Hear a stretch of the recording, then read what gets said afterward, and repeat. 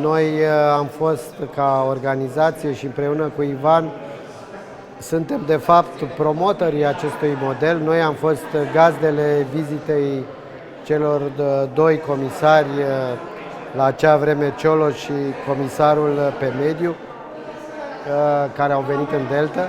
Și acolo, în întâlnirea care am avut-o cu membrii ai guvernului Ponta la acea vreme și cu conducerea Consiliului Județean, s-au stabilit direcțiile. Este extrem de important. Sigur, acum fiecare gândește la nivelul lui foarte personal, dar ăsta este un proiect cu bătaie lungă, este un proiect care are investiții, să zic așa, pentru următorii 50 și 100 de ani și poate uneori prioritățile pe care le văd unii dintre noi sunt foarte personale și individuale. Câteva proiecte majore ale acestui, să zic, instrument de finanțare vor avea impact asupra zonei, asupra Dobrogei, asupra Tulcei pentru următorii 100 de ani. Aș putea enumera câteva, este podul peste Dunăre, este Faleza, un proiect extrem de important, cât și zona de infrastructură. Și aici țin să spun că, da, suntem susținătorii proiectelor de infrastructură, dar în afara Deltei. Adică să avem mare grijă din aceste finanțări să nu stricăm, de fapt, zona umedă a Deltei.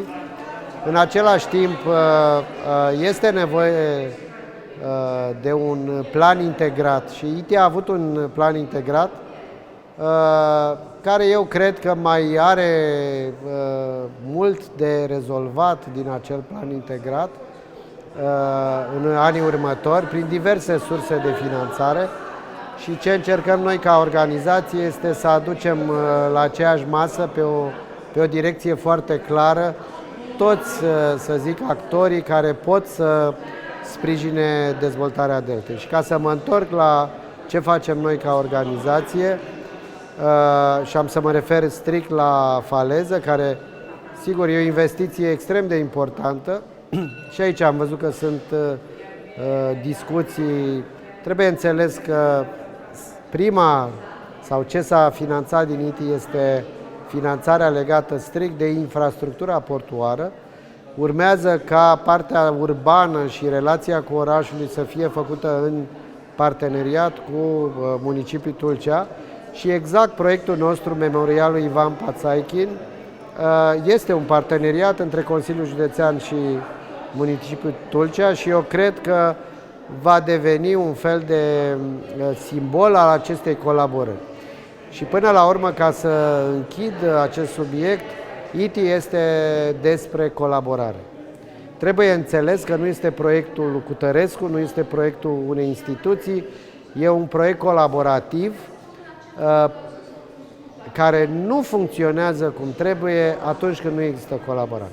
Cred că a venit momentul ca în Delta să vorbim despre infrastructură digitală, care este de fapt autostrada de care avem nevoie.